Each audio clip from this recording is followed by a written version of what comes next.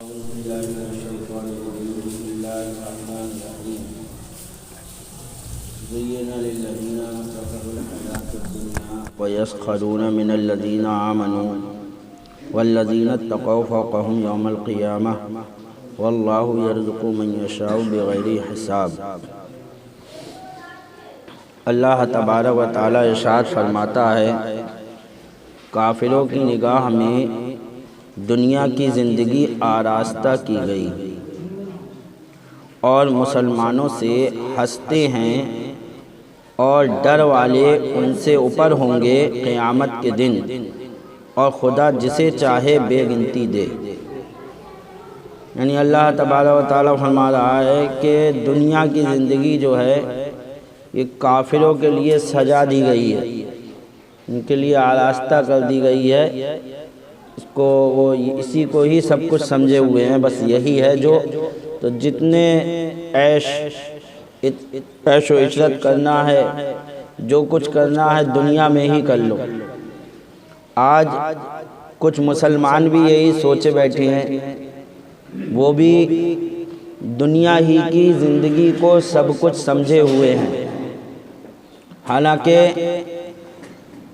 مسلمان کو دنیا کی زندگی پر کوئی جو ہے یہ نہیں سوچنا چاہیے کہ یہیں سب کچھ ہے. ہمارا عقیدہ ہے کہ یہ تو ایک امتحان کی جگہ ہے، اللہ نے ہمیں امتحان دینے کے لیے دنیا میں بھیجا ہے.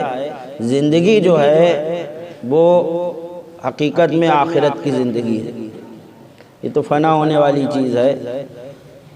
تو اللہ تعالیٰ نے اسی آیت کریمہ میں مسلمانوں کو تسلی دی اور یہ بتایا کہ تم کافروں کو دیکھ کر اپنی زندگی کو مت دیکھو کہ ہمیں کیسے گزارنا ہے، کہ کافر اتنے عیش و عشرت میں رہ رہے ہیں، ہر طرح کی ان کو سہولت، ہر طرح کی دولت، ہر طرح کی جو ہے ان کو بنگلہ گاڑی سب کچھ، ان کے پاس پیسے کا انبار ہے اور مسلمان کے پاس کچھ نہیں ہے. اس کی پرواہ مت کرنا. تم دنیا کمانے کے لیے نہیں بھیجے گئے، تم دین کمانے کے لیے تمہیں دنیا میں بھیجا گیا ہے، اور جو کچھ تمہیں ملے گا وہ آخرت میں ملے گا.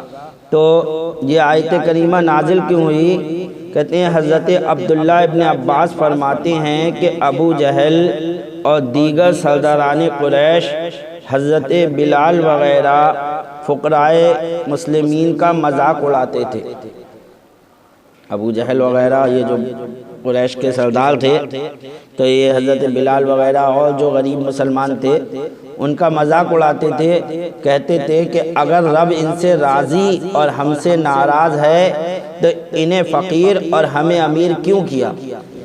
یہ کہتے تھے کہ اگر ان کا رب ان سے راضی ہے تو یہ غریب محتاج کیوں ہیں اور ہم جو ہے امیر مالدار کیوں ہیں، ہمیں امیر کیوں کیا. تو اس پر اللہ تبارک و تعالیٰ نے یہ آیت کریمہ نازل فرما دی، جس میں ابو جہل وغیرہ ان کے قول کا رد کر دیا گیا کہ کافروں کے ہی لیے تو دنیا رکھی ہے، اس لیے تمہیں امیر کر دیا، اور مسلمانوں کے لیے دنیا نہیں ہے اس لیے مسلمانوں کو غریب رکھا ہے. تو کافروں کی نگاہ میں دنیا کی زندگی آراستہ کی گئی اور مسلمانوں سے ہنستے ہیں اور ڈر والے ان سے اوپر ہوں گے. قیامت کے دن دیکھنا، یہ ڈر والے جو یہ غریب ہیں یہی قیامت کے دن تم سے اوپر ہوں گے. تم اس وقت نیچے ہوگے اور یہ بہت اوپر ہوں گے قیامت کے دن، اور خدا جسے چاہے بے گنتی دے. یعنی جب خدا دینے پر آئے تو اتنا دے گا، اتنا دے گا کہ دنیا اس کا حساب ہی نہیں لگا پائے گی. دنیا اس کا حساب نہیں لگا پائے گی. اللہ فرماتا بے گنتی دے. بے گنتی کا کیا مطلب ہو؟ جس کا کوئی حساب نہیں لگا سکے، لگانے بیٹھے. اب سمجھ میں نہیں آتا ہے کہ اللہ فرماتا ہے کہ اللہ جسے چاہے بے گنتی دے. اللہ جب دینے پہ آتا ہے تو بے گنتی دیتا ہے. جب اللہ بے گنتی دیتا ہے تو اس کا حساب کوئی لگا سکتا ہے؟ اللہ تو خود ہی فرما رہا ہے کہ حساب نہیں لگا سکتا کوئی. پھر آدمی حساب لگانے کیوں بیٹھتا ہے کہ جو ہے اللہ کے رسول کو یہ دیا یہ نہیں دیا، اتنا علم ہے اتنا نہیں ہے. سوچے ذرا غور کرے. اللہ تو فرما رہا ہے میں بے گنتی دے رہا ہوں، تو حساب لگانے کہاں سے بیٹھ گیا؟ میں نے تو بے گنتی علم دیا ہے، تو علم کا حساب جوڑ رہا ہے کہ اتنا دیا ہے، اتنا نہیں دیا، اس کا علم دیا، اس کا نہیں دیا۔ رب فرما رہا ہے ہم نے تو بے گنتی دیا ہے، تو تیرے حساب لگانے سے حساب لگ جائے گا۔ تو اللہ یہ سمجھ میں نہیں آتا ان لوگوں کو، عقلیں کہاں ماری گئی ہیں کہ اللہ تبارک و تعالیٰ کے وہ محبوب ہیں، جب اور لوگوں کو اللہ بے گنتی دے دیتا ہے تو وہ تو اللہ کے محبوب ہیں، ان کو جو دیا ہے اس کا شمار کون کر سکتا ہے۔ ایک روایت یہ بھی ہے کہ جب مہاجرین مکہ مکرمہ سے مدینہ منورہ پہنچے، مہاجر لوگ جن میں بعض بڑے بڑے مالدار بھی تھے، مگر وہاں پہنچ کر ایک دم غریب ہو گئے۔ ظاہر سی بات ہے، مالدار تھے مکہ کے، اور جب مکہ سے ہجرت کر کے آئے تو اپنی مال دولت، گھر بار، کھیتی کسانی سب وہیں چھوڑ کر چلے آئے، تو یہاں آ کے تو ایک دم غریب ہو گئے، کچھ بھی نہیں بچا ان کے پاس، غریب ہو گئے کیونکہ سارا مال مکہ ہی میں چھوڑ گئے تھے۔ تو رؤسائے یہود نے، یہودیوں کے جو سردار تھے، جو وہاں امیر لوگ تھے یہودیوں کے، انہوں نے بے عقل کہا ان کو کہ یہ بڑے بے وقوف لوگ ہیں، کہہ کر ان کا مذاق اڑایا کہ یہ کون سی عقل مندی ہے کہ امیری پہ لات مار کے دین کے خاطر غریبی لے لی جائے۔ تب اللہ تعالیٰ نے یہ آیت کریمہ نازل فرمائی، نہیں یہی عقل مندی ہے کہ دین کے خاطر سب کچھ قربان کر دیا جائے۔ جو دین کو اوپر رکھے گا اللہ تبارک و تعالیٰ اسے قیامت کے دن اونچا رکھے گا۔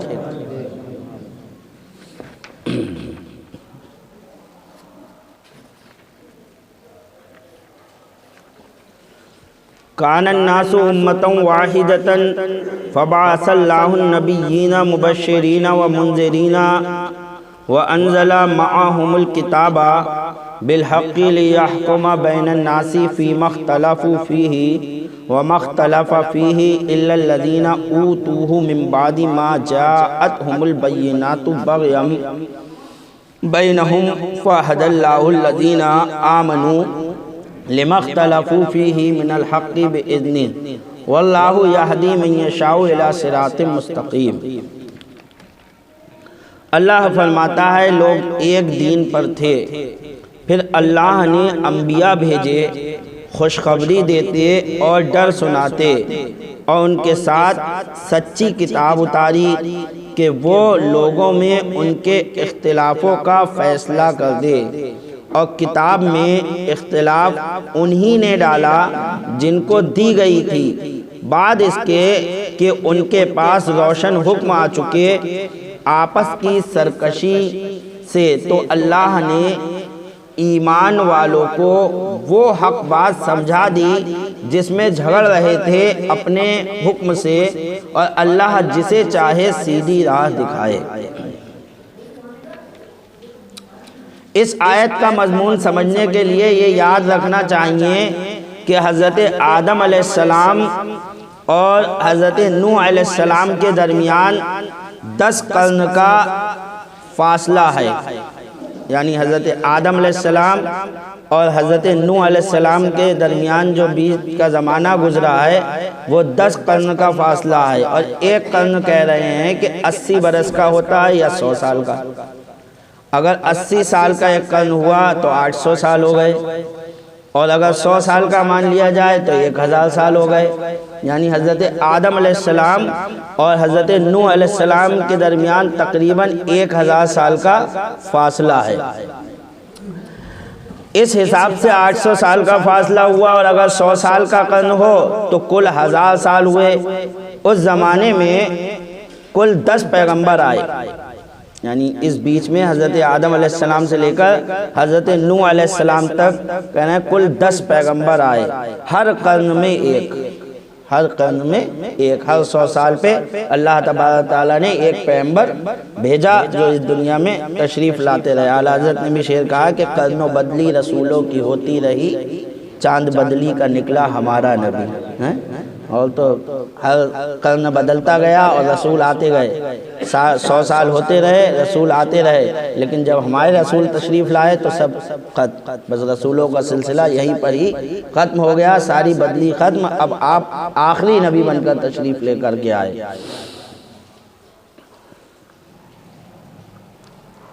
ادریس علیہ السلام تک لوگ عموماً مومن رہے، یعنی حضرت آدم علیہ السلام سے لے کر حضرت ادریس علیہ السلام کے زمانے تک لگ بھگ زیادہ تر لوگ سب مسلمان ہی تھے، مومن ہی تھے، بے ایمان نہ کے برابر، بہت کم مومن رہے۔ اگرچہ قابیل گمراہ ہوا اور کچھ لوگ اس کے ساتھی بن گئے۔ نوح علیہ السلام کے زمانے میں کفر بہت پھیل چکا تھا، ادھر جو پیغمبر آئے وہ صرف مسلمانوں کی ہدایت کے لیے آئے۔ آدم علیہ السلام سے لے کر نوح علیہ السلام تک جو پیغمبر آئے وہ صرف مسلمانوں کی ہدایت کے لیے آئے، کیونکہ لوگ سب مسلمان ہی تھے۔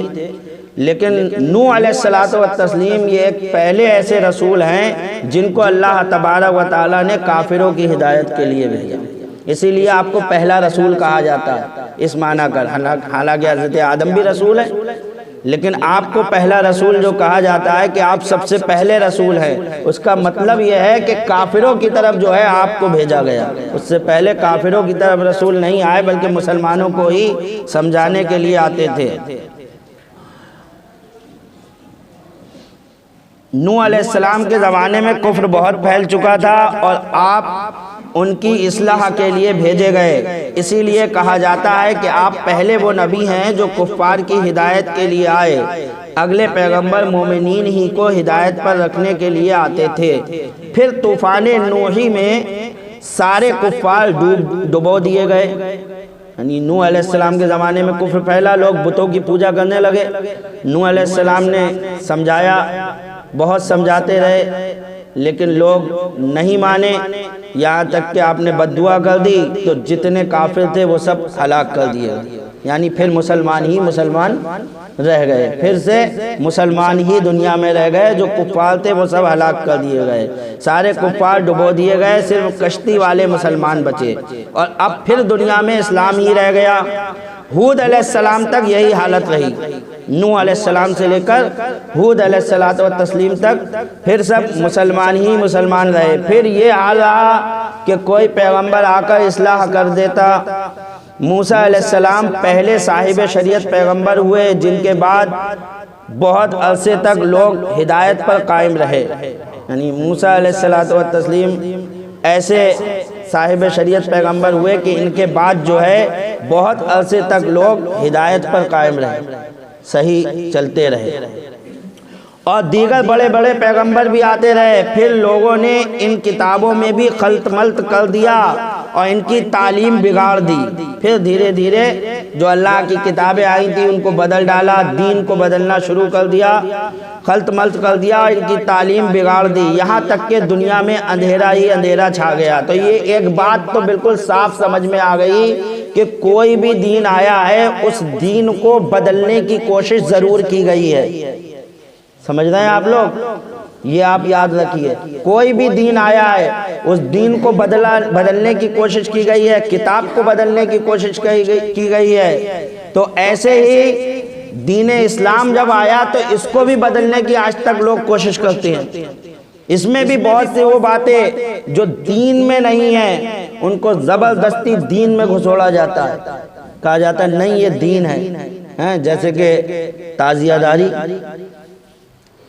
کا جو رواج مروجہ تعزیہ داری ہے، وہ ڈھول وغیرہ کے ساتھ جو قوالی ہوتی ہیں وہ ان سب کو دین کے ساتھ شامل کیا جاتا ہے۔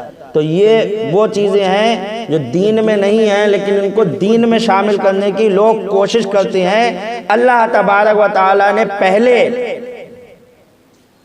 جب لوگوں نے یہ حرکتیں کی تو ہر صدی میں ایک نبی بھیجا، ایک پیغمبر بھیجا، اس نے آ کر اصلاح کی لوگوں کی، اور جب پیغمبروں کا آنا بند ہو گیا تو اللہ کے رسول نے فرمایا کہ ہر صدی پر اللہ تبارک و تعالیٰ ایک مجدد بھیجے گا، جو خرابیاں دین میں پیدا کر دی گئی ہوں گی، جو دین کو لوگ بگاڑ بیٹھے ہوں گے، وہ اس دین کو پھر سے جو ہے صاف کر کے تمہارے سامنے کر دے گا۔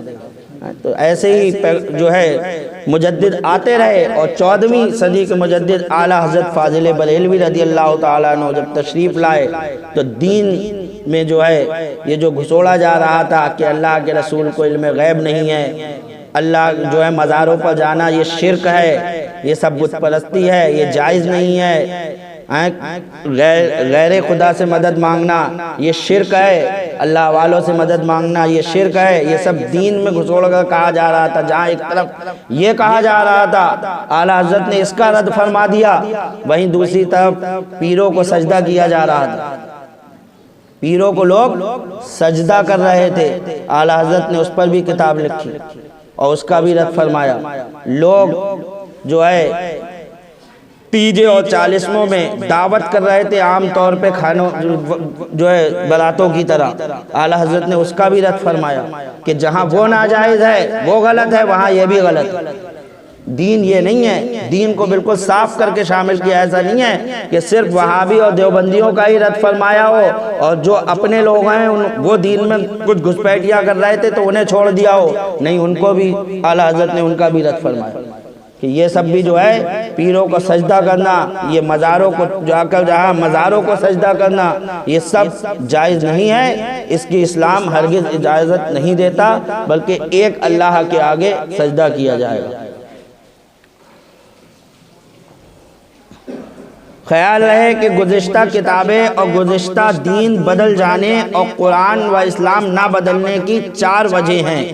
جو پچھلی کتابیں بدل دی لوگوں نے، دین بدل دیا، لیکن الحمدللہ دین اسلام ہمارا آج بھی صحیح سالم ہے۔ جو اللہ کے رسول نے ہمیں دین دیا تھا وہی دین اب بھی ہمارے پاس قائم ہے، اور قرآن بھی ہمارا صحیح ہے۔ کہہ رہے اس کی 4 وجہ ہے۔ ایک یہ کہ کسی دین میں ان کے نبی کی حدیثیں جمع نہ کی گئیں۔ کوئی بھی دین دیکھیے تو آپ کو کتاب تو ملے گی، لیکن نبی کے فرمان کی کتابیں وہ جمع نہیں ہوئی کہ موسیٰ علیہ السلام کے پوری ایک کتاب تیار کی ہو کہ موسیٰ علیہ السلام نے یہ فرمایا، حدیثیں جمع نہیں کی گئی۔ لیکن الحمدللہ یہ صحابہ اکرام کی محنت، تابعین تبع تابع اکرام کی محنت، یہ ہمارے ائمہ کی محنت ہے کہ انہوں نے ایسی کوششیں کی کہ اللہ کے رسول کی حدیثوں کو بھی جمع فرما دیا۔ اسی لیے قرآن کے بعد اگر سب سے زیادہ معتبر کوئی کتاب ہے تو وہ بخاری شریف ہے، حدیث کی کتاب۔ تو یہ حدیثیں جمع کر لینا یہ بہت بڑی بات تھی کہ ان کے نبی کی حدیثیں جمع نہ کی گئی تھی۔ اسلام میں قرآن کے ساتھ احادیث رسول بھی محفوظ ہوئیں۔ حدیث رسول اللہ صلی اللہ علیہ وسلم قرآن کی شرح ہیں، نہیں، قرآن کو سمجھنا اگر ہے تو وہ حدیث کے ذریعے ہی آدمی سمجھ پائے گا۔ ویسے قرآن کو سمجھنا یہ ہر کسی کے بس کی بات نہیں ہے۔ تو کہنا ہے جن کے بغیر قرآن کا سمجھنا ناممکن ہے۔ اگر حدیث نہ ہو تو آدمی قرآن سمجھ ہی نہ پائے۔ یہ حدیث کی ہی وجہ سے جو ہے ہم اور آپ قرآن کو سمجھ لیتے ہیں۔ اگر حدیث نہ ہو تو صلاۃ، زکوٰۃ اور قیام احکام کی تفصیل کون کرے؟ دوسرے یہ کہ کسی دین میں ان کے نبیوں کا میلاد نہ منایا گیا۔ کسی بھی دین میں کسی نبی کا میلاد نہیں منایا گیا۔ آج وہابی ہمارے نبی کا میلاد روکنے کی بات کرتے ہیں تو دیکھو اس کا کتنا بڑا فائدہ ہے میلاد منانے کا۔ کسی نبی کے دین میں ان کے نبی کا میلاد نہ منایا گیا۔ اسلام میں اول سے ہی میلاد شریف کا رواج رہا۔ اس میلاد شریف کی وجہ سے فائدہ کیا ہوا؟ یہ فائدہ ہوا کہ کوئی مسلمان حضور صلی اللہ علیہ وسلم کو نہ خدا کہہ سکا، نہ خدا کا بیٹا کہہ سکا۔ یہ میلاد سے یہ فائدہ ہوا کہ لوگوں نے نہ تو سرکار کو خدا بتایا اور نہ خدا کا بیٹا بتایا۔ کیوں؟ کیونکہ جو پیدا ہو، جو دودھ پیے، جو ماں کی گود میں پرورش پائے وہ عبداللہ ہے، اللہ نہیں۔ یہی تو بتایا لوگوں کو کہ حضرت آمنہ کے گھر پیدا ہوئے، دائی حلیمہ کا دودھ پیا، میلاد میں اور کیا ہوتا ہے؟ تو یہ بتایا گیا لوگوں کو کہ آپ اللہ نہیں ہیں، اللہ کے بندے ہیں۔ اگر میلاد نہ منایا جاتا تو جیسے اور لوگ حضرت عیسیٰ علیہ السلام کو خدا کا بیٹا کہنے لگے، حضرت مریم کو خدا کی بیوی کہنے لگے، وہ سرکار کے بارے میں بھی بول دیتے۔ لیکن نہ، میلاد کا یہ فائدہ ہوا کہ بتایا گیا کہ اللہ کے رسول اللہ کے محبوب بندے ہیں۔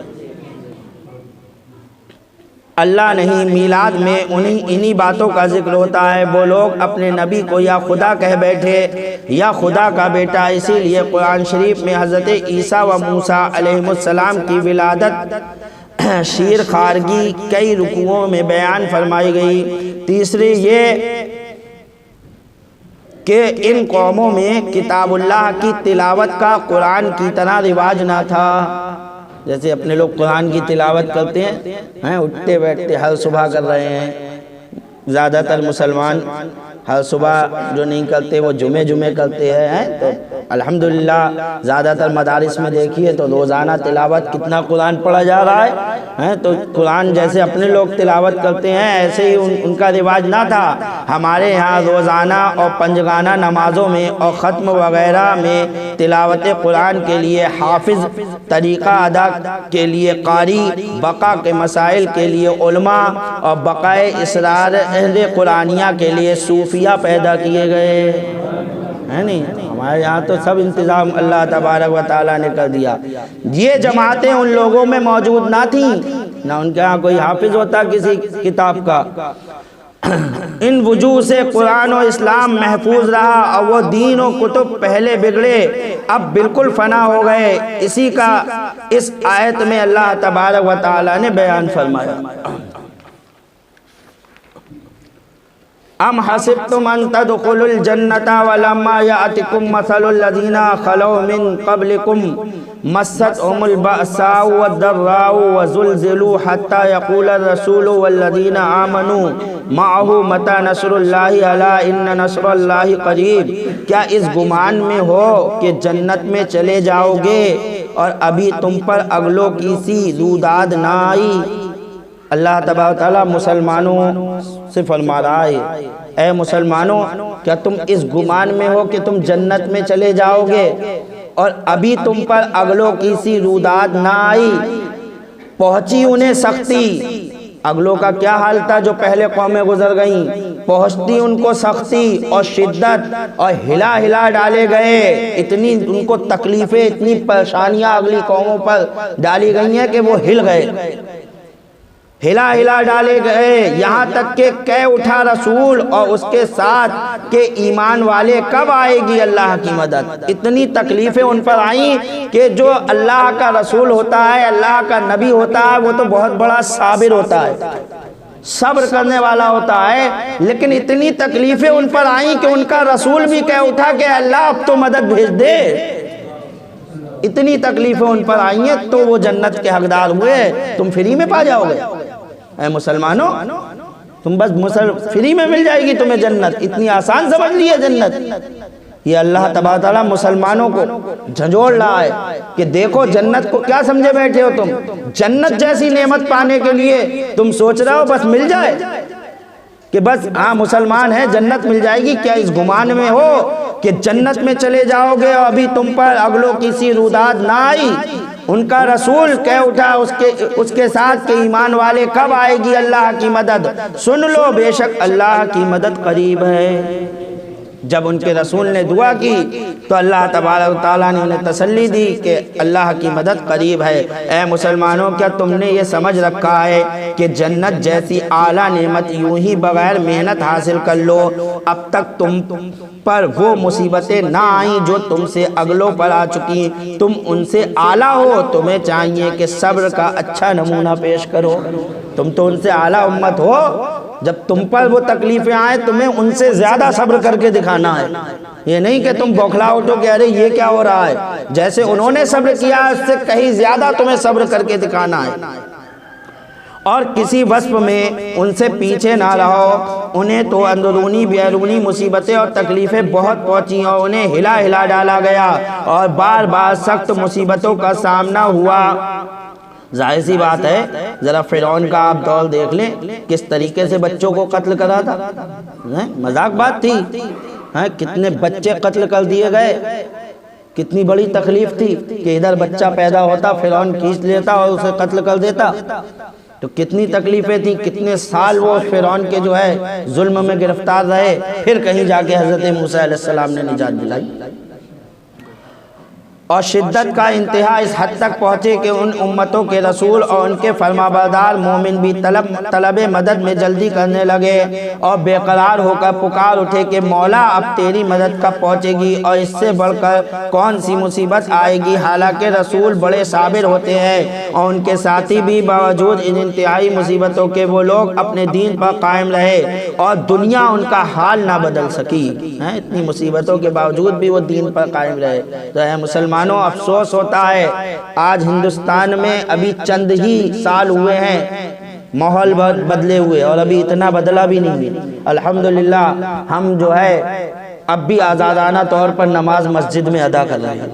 بولو کر رہے ہیں نہیں کر رہے ہیں؟ ہماری مسجدوں میں اب بھی اذانیں ہو رہی ہیں، ابھی اتنا ماحول نہیں بدلا ہے، لیکن اس کے باوجود مسلمان ایسا گھبرا ہو گیا ہے کہ غیر قوموں کو مسلمان کی لڑکیاں غیر قوموں میں جا رہی ہیں۔ آئے دن روز خبریں مل رہی ہیں، اب تو روز مل رہی ہیں۔ کل بھی خبر آئی بریلی کی 2 لڑکیاں چلی گئیں، انہوں نے ہندو دھرم جو ہے اختیار کر کے 2 لڑکوں سے شادی کر لی۔ اس سے پہلے ابھی 3-4 دن پہلے پھر خبر آئی تھی ایک لڑکی کی، وہ سید لڑکی تھی، وہ ہندو ہو گئی۔ اس سے پہلے ایک لڑکی کی اور خبر آئی تھی۔ یہاں ابھی 10-15 دن کے اندر ہی 5-6 خبریں میرے پاس بریلی کی آ گئی۔ بولیے یہ کیا ہو رہا ہے؟ ہمارے ماں باپ اپنی بچیوں پر دھیان کیوں نہیں دے رہے؟ یہ کیا ماحول ہوتا چلا جا رہا ہے؟ کیا کبھی سنا تھا؟ اس سے پہلے آپ نے سنا کہ مسلمان ایسے اس طریقے سے اپنے دین سے پھر رہے ہیں؟ اب بھی کیا اپنی ذمہ داری کو نہیں سمجھو گے؟ اپنی بچیوں پر دھیان دو۔ یہ موبائل بہت بری بلا چلی ہے اور لڑکیوں کو جو کاموں پہ بھیجنا یہ بھی بہت غلط بات ہے۔ اسی کا نتیجہ ہے یہ سب وہی لڑکیاں ہیں جو نوکریاں کر رہی تھیں، یہ سب وہی لڑکیاں ہیں۔ نوکری کرنے میں کیا حرج ہے؟ نوکریاں کراؤ، دین سے ہاتھ دھو بیٹھی، جہاں نوکری کر رہی تھی وہیں لڑکے کے ساتھ ہو گیا شادی۔ وہ لڑکا غیر مسلم، لڑکی مسلمان، تمہاری کراؤ نوکری اپنی بچی کو۔ اب رو گے، اب پیٹو گے، کیا فائدہ؟ اللہ نے ساری جو ہے سارا بوجھ جو ہے مرد کے سینے پر رکھا ہے، مرد کے کندھوں پر۔ تمہیں کیا ضرورت ہے اپنی بچیوں سے نوکری کرانے کی؟ اللہ نے تمہیں کس لیے پیدا کیا ہے؟ اپنے ذمہ داری کو سمجھو، اپنے ذمہ داری سے منہ مت موڑو۔ اپنی بچیوں سے جو ہے نوکریاں کرا کر تم جو ہے اپنے سوچ رہے ہو کہ ہمیں فائدہ ہو رہا ہے۔ یہ بہت بڑی غلطیاں کر رہے ہو۔ نہ موبائل دو اپنی بچیوں کو، نہ ان سے نوکریاں کراؤ۔ پڑھانے لکھانے کا میں مخالف نہیں ہوں، لیکن جو پڑھائی دین چھڑا دے ایسی پڑھائی مت کراؤ۔ دین پہلے ہے ہمارا، جو پڑھائی دین چھڑا دے، جو ایمان ہمارا چھین کر لے جائے، ایسی پڑھائی نہیں چاہیے۔ ایسے تو ہمارے بچے جو ہے بغیر پڑھی رہ جائے وہ اچھا ہے، ہم دین کی پڑھائی پڑھائیں گے۔ ہم دین پڑھائیں گے، قرآن پڑھائیں گے اور اس کو جو ہے اردو پڑھائیں گے، اگر زیادہ ہے تو عالمہ بنا دیں گے۔ ورنہ دینی تعلیم دو اپنی بچیوں کو۔ اور یہ جو ہے اس کے میں اس دور کے حساب سے میں نہیں سمجھتا کہ بھئی آپ جو ہے زیادہ اسکولی پڑھائی کی طرف آپ اپنے بچیوں کو لے جاؤ، نہیں کرو۔ آپ پڑھاؤ تو پھر اگر پڑھا رہے ہو آپ تو آپ کی ذمہ داری ہے، پھر ذمہ داری سمجھو اس چیز کو۔ یہ مت سمجھنا کہ امام صاحب منع کر رہے ہیں۔ اگر آپ پڑھا رہے ہو پڑھاؤ، بی اے ایم اے کرا رہے ہو کراؤ، لیکن اپنی ذمہ داری بھی تو سمجھو کہ ہم یہ کیا کر رہے ہیں۔ ہماری بچی جا رہی ہے، اس پر ہمیں چھوڑ کر آنا، ہمیں لے کر آنا ہے، سب ذمہ داری ہم اپنے اوپر رکھیں۔ کہاں بچی ٹیوشن پڑھ رہی ہے، کس کے پاس جا رہی ہے، یہ سب کیا جائز ہے؟ اللہ تبارک و تعالی ہمارے مسلمانوں کو عقل سلیم عطا فرمائے، ورنہ ایسی پڑھائی سے بچیوں کو نہ پڑھانا بہتر ہے۔ آپ سمجھو دین سے بڑھ کر کوئی دولت نہیں، ایمان سے بڑی کوئی چیز نہیں۔ اللہ تبارک و تعالی ہمارے بھائیوں کو سب کو عقل سلیم عطا فرمائے۔ یہ بیان انشاءاللہ تعالی اگلے ہفتے کر دیں گے پورا۔ سنت